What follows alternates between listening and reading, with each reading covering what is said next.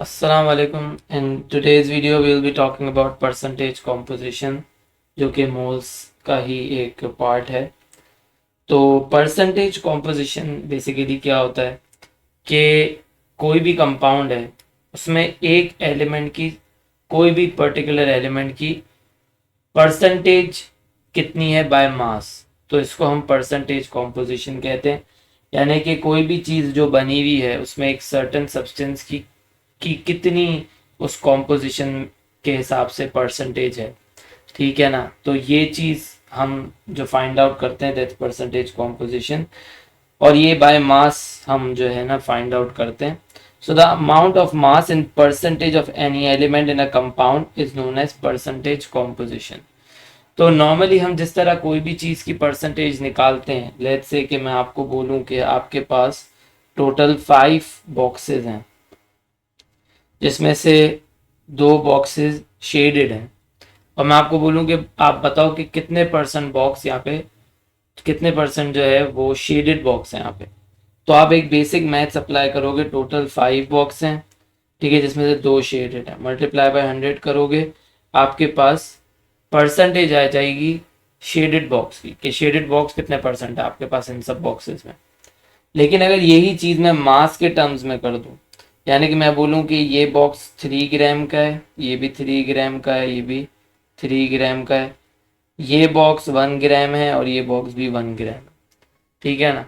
अब मैं आपसे पूछूं कि परसेंटेज बाय मास के हिसाब से आपके पास कितना परसेंट शेडेड वाले बॉक्सेस हैं। तो अब आप क्या करोगे, आप अब जितना टोटल मास बन रहा है ना इन 5 बॉक्सेस का, यानी कि 3 प्लस 3 प्लस 3 प्लस 1 प्लस 1, तो टोटल ये हो गया 9 ग्राम, सही है ना। तो इस 9 ग्राम में टोटल 2 ग्राम जो है वो मास है शेडेड बॉक्स का, मल्टीप्लाई बाय 100। अब जो आपके पास ये परसेंटेज आएगी ना, this is percentage composition by mass. और केमिस्ट्री के अंदर हम लोग जब परसेंटेज कॉम्पोजिशन निकालते हैं तो वो बाय मास ही होती है।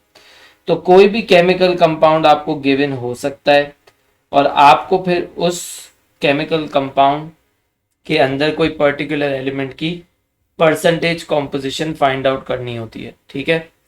तो जैसे यहाँ पे एक एग्जांपल है, find out the percentage composition of hydrogen in sulphuric acid. तो जैसे मैं पहले भी अपने प्रीवियस वीडियोस में बात बता चुका हूँ कि एग्जामिनर आपको बहुत दफ़ा ऐसा होगा कि केमिकल कंपाउंड का नाम आपको देगा, ठीक है ना। केमिकल कंपाउंड का फॉर्मूला आपको नहीं बताएगा, वो आपको केमिकल कंपाउंड का नाम बताएगा। उस नाम से आपको सही से फॉर्मूला पता होना चाहिए, क्योंकि फॉर्मूला सही आप बनाओगे तभी परसेंटेज कॉम्पोजिशन भी सही फाइंड आउट कर सकते हो। तो सल्फ्यूरिक एसिड के अंदर हाइड्रोजन की कितनी परसेंटेज है, कॉम्पोजिशन है, ये हमें फाइंड आउट करना है। तो सबसे पहले तो सल्फ्यूरिक एसिड का फॉर्मूला आपको सही से पता होना चाहिए कि क्या है, तो इट्स H2SO4। फिर इसके बाद जो केमिकल कंपाउंड है उस पूरे का MR यानी कि मोलर मास, जिसे मॉलिक्यूलर मास भी कहते हैं, वो फाइंड आउट कर लेना है। तो वो कितना होगा 2, जो कि हाइड्रोजन के एक एटम का मास होता है 1, क्योंकि यहाँ हाइड्रोजन के 2 एटम है तो टोटल हो गया 2।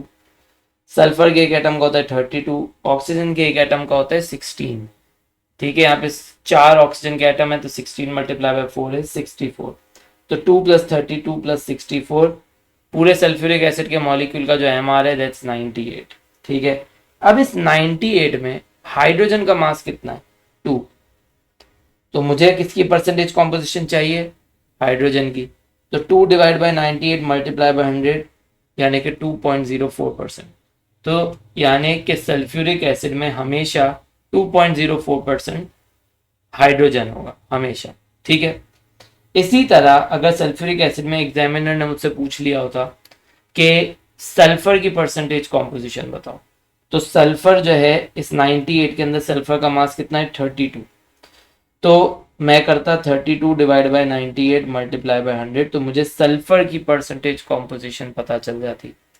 अगर मुझे सल्फ्यूरिक एसिड के अंदर ऑक्सीजन की परसेंटेज कॉम्पोजिशन फाइंड आउट करनी होती तो मैं क्या करता, ऑक्सीजन के एक एटम का होता है 64, सॉरी ऑक्सीजन के एक एटम का होता है 16, 4 का होता है 64, यानी कि इस 98 के अंदर 64 जो मास है वो तो ऑक्सीजन का है। तो अगर मुझे ऑक्सीजन की परसेंटेज कॉम्पोजिशन फाइंड आउट करनी है तो that will be 64 divide by 98 multiply by 100।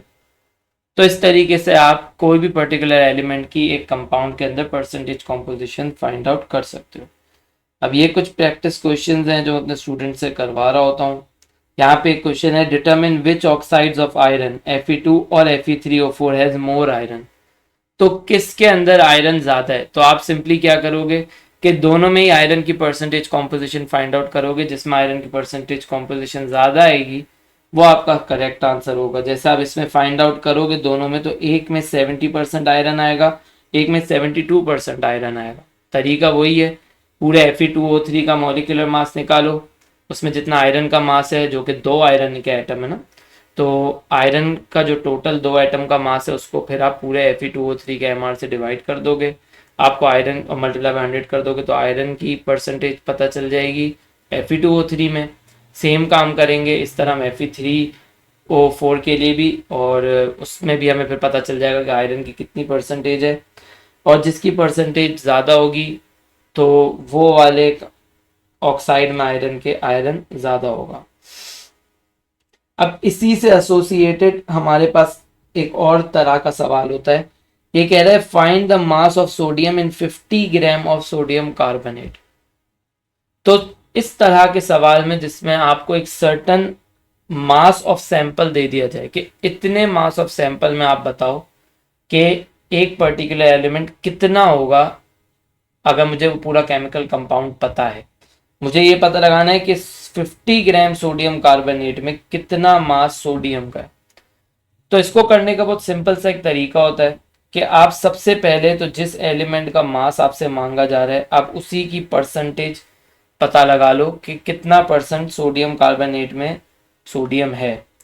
तो जब ये आप फाइंड आउट करोगे तो कैसे करोगे, पूरे सोडियम कार्बोनेट का MR निकालोगे। सोडियम कार्बोनेट का फॉर्मूला होता है Na2CO3। तो जो भी सोडियम की परसेंटेज आएगी वो कैसा आएगी कि एक से सोडियम के एटम का मास होता है 23, 2 का हो गया आपके पास 46, तो 46 डिवाइड बाय जो MR है सोडियम कार्बोनेट का मल्टीप्लाई बाय 100, तो आपको पता चल जाएगा कि 43.4% सोडियम होता है सोडियम कार्बोनेट के अंदर। ठीक है, अब सोडियम कार्बोनेट में तो मुझे फिक्स एक चीज पता चल गई ना कि सोडियम कार्बोनेट मेरे पास जितना भी हो उसमें हमेशा 43.4% सोडियम होगा। तो अगर मेरे पास सोडियम कार्बोनेट 50 ग्राम्स भी है या मेरे पास 50 टन्स भी क्यों ना हो, तो 50 ग्राम सोडियम कार्बोनेट के अंदर भी 43.4% सोडियम होगा। मेरे पास अगर 50 टन सोडियम कार्बोनेट भी है तो उसके अंदर भी 43.4% सोडियम होगा। तो सिंपली आपको क्या करना है कि परसेंटेज तो आपके पास आ गई है, उस परसेंटेज को multiply by mass of sample कर देना है। तो परसेंटेज 43.4 है, मैं 43.4% को 43.4 डिवाइड बाय 100 लिखूं या 0.434 लिखूं, एक ही बात है। सैंपल के मास से उसको मल्टीप्लाई कर देना है, आपके पास एक मास आएगा और वही मास आपका यहाँ पे आंसर होगा। तो कभी भी आपको कोई भी केमिकल कंपाउंड का एक सर्टन मास यानी कि एक सर्टन सैंपल आपको गिवन हो कि भाई इतना सैंपल आपके पास है, उसमें आपको एक सर्टन एलिमेंट की परसेंटेज कॉम्पोजिशन अगर फाइंड आउट करनी है तो ये मेथड आपको फॉलो करना है। अब यहाँ पे भी कुछ एग्जाम्पल क्वेश्चन हैं जो मेरे स्टूडेंट्स करते हैं। तो जैसे carbon in 24 gram carbon 24 gram of calcium carbonate, तो पहले कैल्शियम कार्बोनेट का MR निकालो, कैल्शियम के मास को जो भी जितना भी है कैल्शियम कार्बोनेट में उसको कैल्शियम कार्बोनेट के MR से डिवाइड करके मल्टीप्लाई बाय 100 करो तो आपको पता चलेगा कि कितना % कैल्शियम है। फिर जितना % कैल्शियम है उसको सैंपल का मास यानी जो 24 ग्राम है उससे मल्टीप्लाई करो, सॉरी कार्बन के नॉट कैल्शियम, कार्बन पता लगाना है। तो कार्बन का जो मास है इसके अंदर divide by total MR of calcium carbonate, carbon की परसेंटेज कॉम्पोजिशन पता चल जाएगी, उसको फिर सैंपल का जो गिवन मास है 24 ग्राम उससे मल्टीप्लाई करो तो आपको पता चल जाएगा कि 24 ग्राम कैल्शियम कार्बोनेट में कितना ग्राम कार्बन है। इसी तरह ये सारे सवाल यहाँ पे हुए हुए हैं। अब यहाँ पे हमारे पास एक वाटर मॉलिक्यूल को लेके भी एक कॉमन क्वेश्चन आता है, वाटर ऑफ क्रिस्टलाइजेशन से रिलेटेड बेसिकली होता है। जैसे ये कह रहा है calculating the mass of water in a compound water of crystallisation. Water of crystallisation होता क्या है? एवरीडे लाइफ, एक आसान जबान में अगर बात करें तो water of crystallisation basically moisture है, नमी है।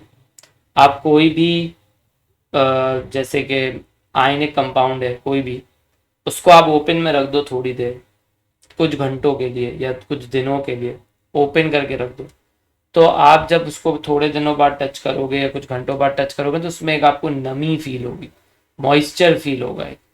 वो मॉइस्चर क्या है, वो एटमॉस्फेयर का जो H2O है, एटमॉस्फेयर में जो पानी के मॉलिक्यूल है वो उसकी सरफेस पर अटैच हो जाते हैं। ठीक है, ये पानी के मॉलिक्यूल्स जो इसकी सरफेस पर अटैच हो जाते हैं, ये इस केमिकल कंपाउंड से रिएक्ट करना नहीं शुरू कर देते, ये बस इसकी सरफेस पे स्टिक हुए हैं, तो ये नमी है। तो जैसे अब यहाँ पे कह रहा है that calculate the mass of water in 12.5 gram of hydrated copper sulphate CuSO4.5H2O। Hydrated हमारे पास जो वाटर मॉलिक्यूल्स होते, हाइड्रेटेड हमारे पास जो आयनिक कंपाउंड्स होते हैं उनके अंदर certain amount of water molecules होते हैं जो इसकी सरफेस पे स्टिक हुए हुए होते हैं।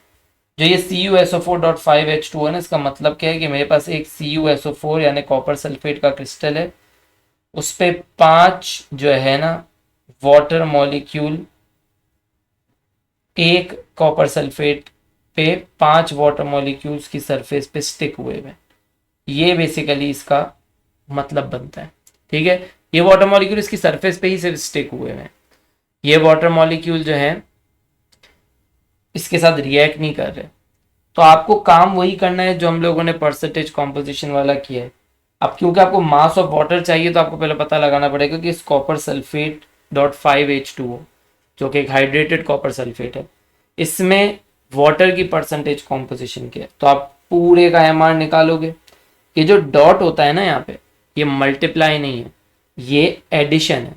यानी कि कॉपर सल्फेट के मास के अंदर 5 वाटर मॉलिक्यूल के मास को आप ऐड करोगे।